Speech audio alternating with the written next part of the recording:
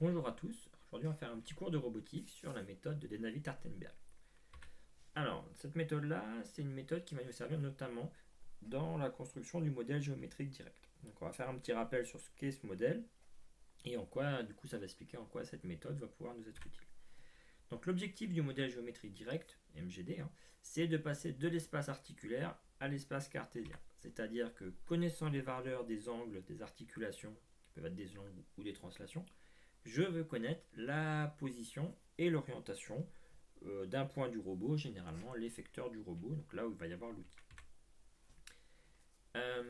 Donc tous ces degrés donc toutes ces articulations ici, en fait, Q, c'est ce qu'on appelle les degrés de liberté. Tous ces degrés de liberté, en fait, vont nous permettre de définir la transformation d'un repère I dans son repère antécédent que j'ai noté ici AI. Donc cette méthode-là va nous permettre d'expliquer ici comment on va calculer cette transformation ici, AI, TI.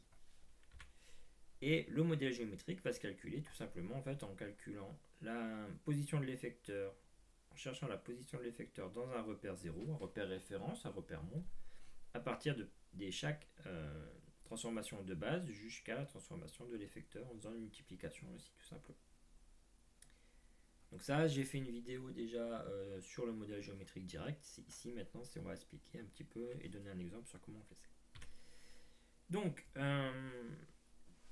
les placements des axes et les différentes méthodes de calcul. Donc, pour définir une transformation entre deux repères, il faut 6 paramètres. 3 rotations, 3 translations. La méthode de Denavit-Artenberg, en fait, elle va permettre de définir la transformation grâce à seulement 4 paramètres, ce qui va nous faire moins de calculs en théorie, et ce qui va normalement nous simplifier la mise en équation du robot. Donc pour cela, par contre, cette méthode-là va nous imposer à définir les axes suivant certaines règles. Donc il faut que l'axe ZI soit porté par la liaison reliant le corps CI, C antécédent I à CI, donc l'antécédent du corps I au corps I. Que l'axe XI soit la normale commune perpendiculaire aux deux axes ZI et l'antécédent ZI. Et l'axe YI est choisi pour faire un repère orthonormé direct. Donc en écrivant que YI c'est ZI vectoriel XI. Donc dans la vidéo ici, je ne vais pas toujours représenter, je ne vais jamais représenter YI parce qu'il se déduit de XI et ZI. Donc on va avoir ces axes là, comme ça je vais revenir sur le schéma un petit peu. Et du coup on va définir 4 paramètres qui vont être DI, donc ça va être la distance entre, donc ici on a deux repères, le repère antécédent ici X, Y, Z et le repère du corps suivant X, Y, Z. Donc la distance DI va être la distance entre XI et XI-1 ici, suivant l'axe ZI-1. Donc ça va être cette distance ici, suivant l'axe Z, qu'on va passer d'un repère à l'autre, ça va être cette distance-là. L'angle θ va être du coup l'angle autour de l'axe ZI pour passer de l'axe XI-1 à l'axe XI. Donc on va faire tourner notre repère autour de l'axe ZI. Ensuite, on va faire translater le repère d'une distance RI. Alors ici c'est marqué AI, mais ici c'est marqué RI. Suivant le nouvel axe XI. Et ensuite, on va faire tourner notre repère d'un angle alpha I autour de ce nouvel axe ici. Comme ça, on va pouvoir passer de ce repère-là à ce repère-là.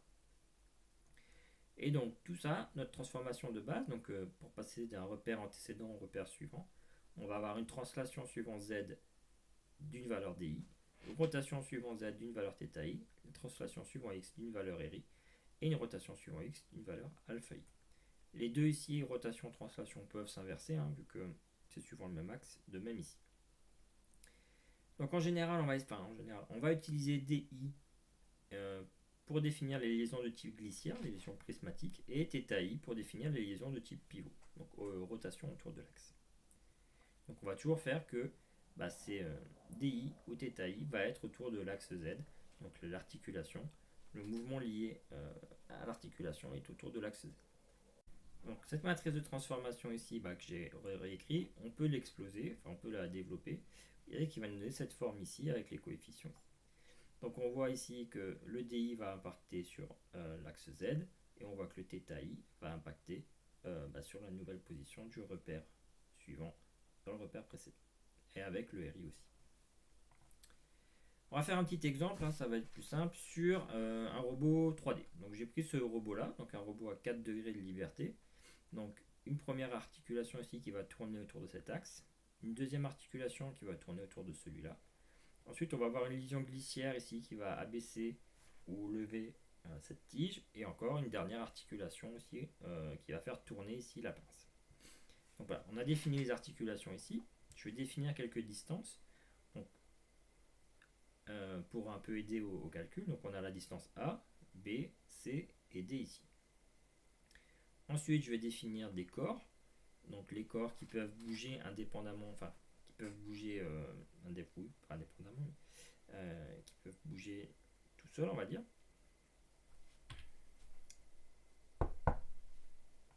Donc maintenant, on va définir les corps du robot. Donc le corps 0 qui est fixe, le corps C1 qui va tourner autour de cet axe-là, un corps C2, un corps C3 et le corps C4 qui va être le corps où il va y avoir l'effecteur. Je vais définir ici un repère de référence, j'aurais pu le mettre ailleurs, mais bon, j'ai choisi de le mettre ici, qui va être à la base du pied du robot, et avec Z vers le haut, X vers la droite et Y en profondeur. Donc, on va commencer par placer les axes. Donc je rappelle, hein, l'axe ZI, c'est l'axe qui va être porté par la liaison qui va relier le corps CI ou à son antécédent CI. Donc l'axe Z0, il va relier le corps C0 au corps C1. Donc l'axe Z0, il est ici. L'axe Z1 va relier C1 et C2. C1 et C2, donc l'axe va être ici. L'axe 2 va relier C2 et C3. Donc ça va être cet axe ici. Et l'axe 3 va relier C3 et C4. Donc ça va être cet axe ici. L'axe Z, alors ici j'ai pas mis d'origine au repère, hein, c'est vraiment l'axe, toute la verticale ici. Après on verra. On va voir d'ailleurs tout de suite comment placer l'origine du repère, et notamment avec l'axe X. Et j'ai placé ici un axe 4 qui va être l'axe de l'effecteur, donc je l'ai mis ici collinaire avec Z3. Donc maintenant les axes X. Donc l'axe XI est porté par la normale commune à ZAI et ZI. Donc je vais prendre pour l'axe X0 la normale commune à XREF, au ZREF et au Z0. Le corps 0, son antécédent étant la référence. Donc la normale commune à ZREF et Z0, donc vu qu'ils sont collinaires, en fait ça pourrait être n'importe quelle droite XI, enfin axe XI, du moment qu'il est perpendiculaire à cet axe-là. J'ai choisi de ne pas trop m'embêter, de faire simple, et je vais mettre que X0 est ici au milieu de l'articulation et parallèle à XREF. C'est un choix, c'est arbitraire, c'est pour me simplifier les calculs après. On pourrait le mettre ailleurs, ça ferait des calculs différents, mais avec un résultat qui sera normalement le même. Je fais pareil avec X1. X1 est porté par la normale commune à Z0 et Z1. Z0, Z1, on a une normale qui va être celle-là, donc on va avoir X1 qui va être celui-là. X2, la normale commune à Z1 et Z2. Hop, ça va être ici, X2. X3, alors c'est pareil, comme ces vecteurs ici sont collinaires, en fait ça pourrait être n'importe lequel. Encore une fois, pour pas trop me prendre la tête, je vais dire que X2 est parallèle à X3. Et l'axe X4 qui est celui de l'effecteur, ça va être l'axe lié, on va dire l'axe par rapport à X3, plus leur rotation ici. Donc comme je représente avec des angles nuls, pour l'instant ils sont confondus. Quand le Q4 ici va avoir un angle qui va faire tourner, l'axe X4 va tourner, tandis que l'axe X3 lui va rester ici. Voilà, j'ai défini mes axes. Ça c'est, on va dire, la méthode, je l'ai appliquée bêtement. Maintenant on va définir des paramètres. Donc j'ai repris un peu les paramètres, j'ai expliqué les notations. Donc DI, c'est la distance entre l'axe XI et son antécédent, l'axe XAI, suivant l'axe ZAI. ΘI, c'est l'angle autour de ZAI des deux axes XAI et XI. RI, ça va être la distance suivant l'axe XI entre Z de l'antécédent et Z actuel. Et alpha I, c'est l'angle entre l'axe Z antécédent et l'axe actuel autour de l'axe XI. Donc ici, on va regarder le 0. Donc D0, ça va être la distance suivant XREF entre la distance suivant l'axe ZREF, entre entre xref et x0. xref est là, x0 est là, cette distance ici, on a dit tout à l'heure que c'était A.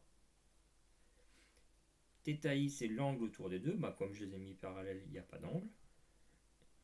RI, c'est la distance entre les axes Z suivant x0. Comme les deux axes ici sont collinaires, c'est 0. Et comme ils sont toujours collinaires, on n'a pas d'angle non plus de rotation entre ces deux axes. Donc ça, on a fait le premier coefficient. Alors, attention, ici, on voit que c'est statique.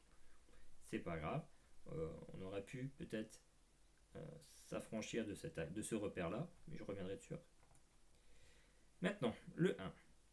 Donc, on va avoir la distance des 1 qui va être la distance entre x0 et x1 suivant l'axe z0. x0 et x1, ici on voit qu'ils sont collinaires, donc suivant cet axe ici, et on a une distance qui est nulle. L'axe x1 ici, quand cette articulation ici va tourner, cet angle-là va tourner, et du coup l'angle entre x0 et x1 autour de z0, ça va être l'angle Q1. La distance entre z0 et z1, c'est la distance B. Et comme nos axes ici, z0 et z1 sont parallèles, on n'a pas d'angle ici. Maintenant, l'articulation 2, le D2.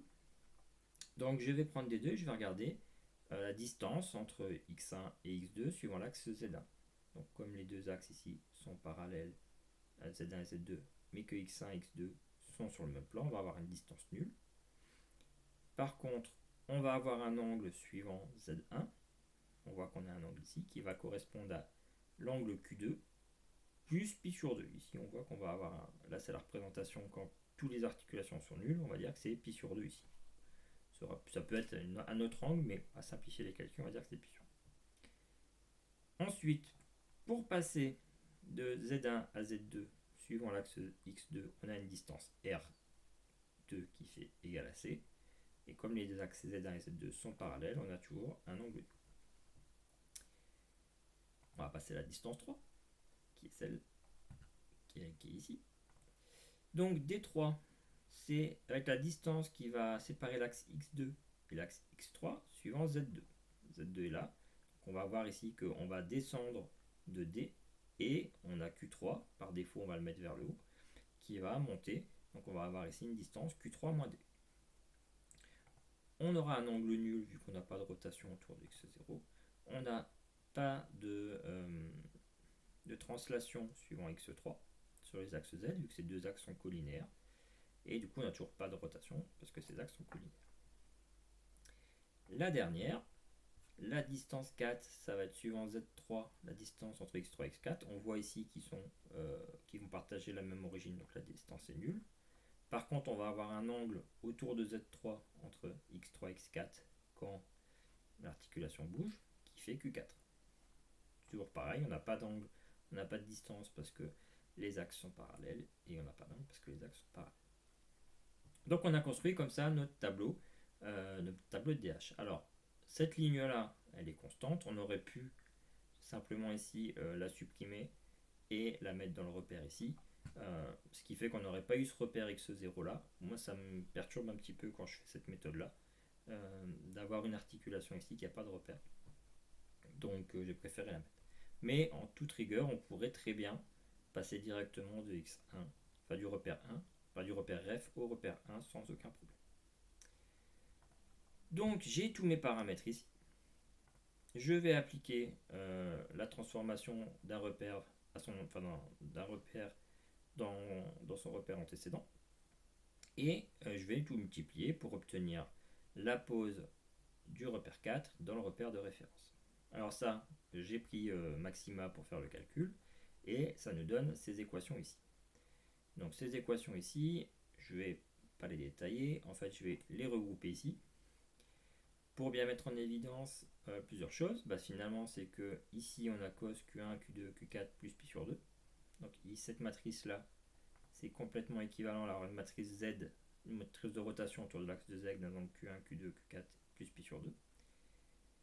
On voit ici que la composante en Z de l'effecteur ne dépend que de Q3 d'une valeur initiale D et de la valeur de A, donc ça c'est rassurant. Et on voit aussi que la position XY de l'effecteur ne va pas dépendre ni de Q3 qui gère que la hauteur, ni de Q4 qui est l'orientation. Donc il y a des grandes chances quand même que notre calcul y soit plus tôt. Donc voilà, j'espère que cette vidéo a été assez claire. Ça montre la méthode, on va dire, historique des Navier-Sternberg. Je vais vous montrer d'autres méthodes par la suite avec la notation, enfin la convention Caddy-Finger, qui est une version modifiée, et une autre vidéo ensuite où on a quelque chose de plus général qui utilise notamment, enfin qui se base sur le format URDF qui est utilisé par Ross. Voilà, j'espère que cette vidéo a été assez claire, puis je vous souhaite une bonne journée. Au revoir.